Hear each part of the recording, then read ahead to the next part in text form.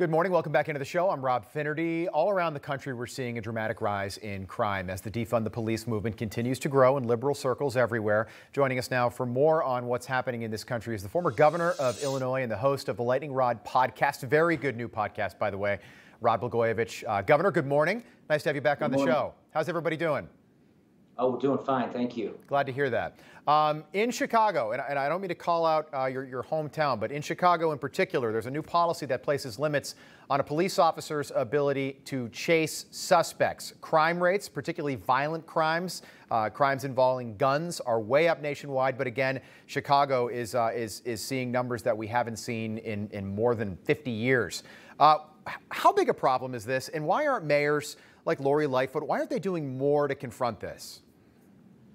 This new policy of ending foot chases or restricting the police officers on foot chases is a stupid policy, and it's a very dangerous policy because it puts police officers' lives in jeopardy, and it doesn't do anything to make communities safer. It makes communities more dangerous.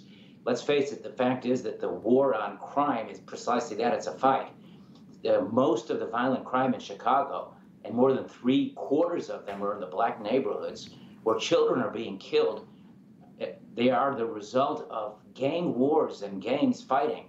And when you disarm the police and you require the police to have certain restrictive rules in their fight against gangs and criminals, who are by definition not rule followers, they're criminals, you're putting the police at a tremendous disadvantage. And this isn't a game, this is life and death. I mean, you're putting police officers' lives at risk.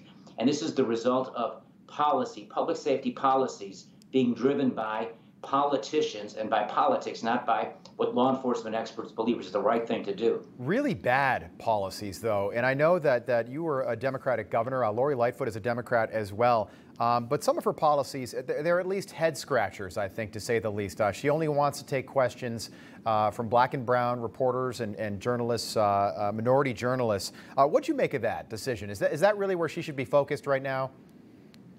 Well, no, that anytime you discriminate against anybody based solely on the color of somebody's skin, that's racism. And when she will not take questions from white reporters, that's a racist policy. I would say something further, though.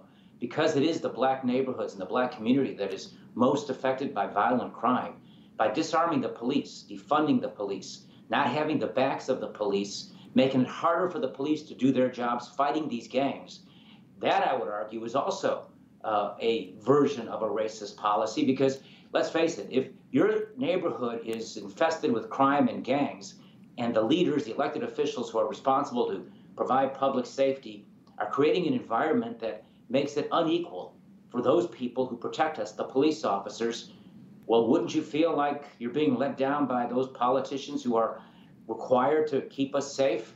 And so I believe that the policies of this mayor really are largely driven by politics. I think she's in over her head. She's never done something like this before. And political consultants are driving some of these policies, not public safety considerations. And this is disgraceful. She's up for re-election in 2023, sir. Would you ever consider running against her in the primary? Is my wife listening to this show?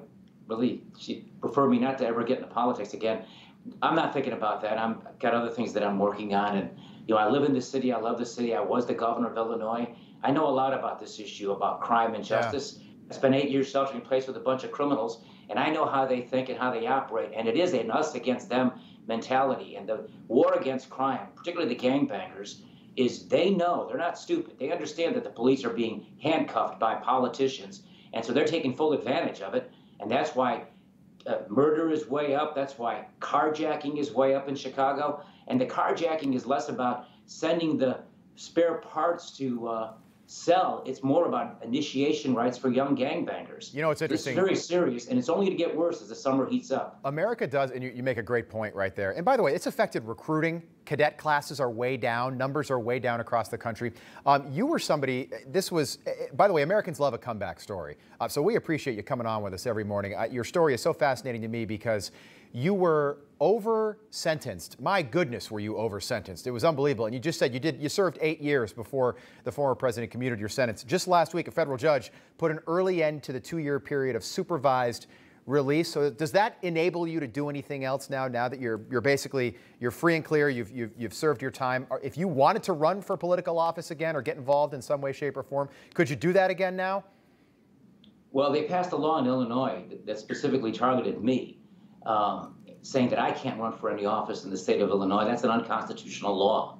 I could run for federal office. The irony is I could run for president of the United States, but I can't run for alderman of the city of Chicago.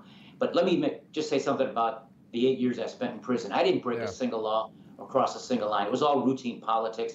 They criminalized that just to get me at a second trial. What they've done to me, I see they're trying to do to President Trump. This is a very dangerous and a very serious problem for the American people, the right of the people to choose their own leaders in free, fair, and honest elections. It's our right to self-government. It shouldn't be a Democrat or Republican issue. It's an American issue, and this is very serious. Well, I know you've got a wonderful wife who has stood by you through thick and thin, and you guys have made it through, and you're the better for it. Governor, it is so nice to have you back on. Always enjoy talking with you. Wish we had more time. Good to see you. Thank you. Nice to see you. Thank you. All right. That is. Hey, I'm Rob Finnerty. Thanks for watching. If you enjoyed this video, please join the conversation in the comments below. Don't forget to subscribe, too. Hit the bell icon to be alerted to breaking news. And remember, there's a whole lot more on Newsmax TV, America's fastest growing cable news network. Newsmax TV, we're real news for real people.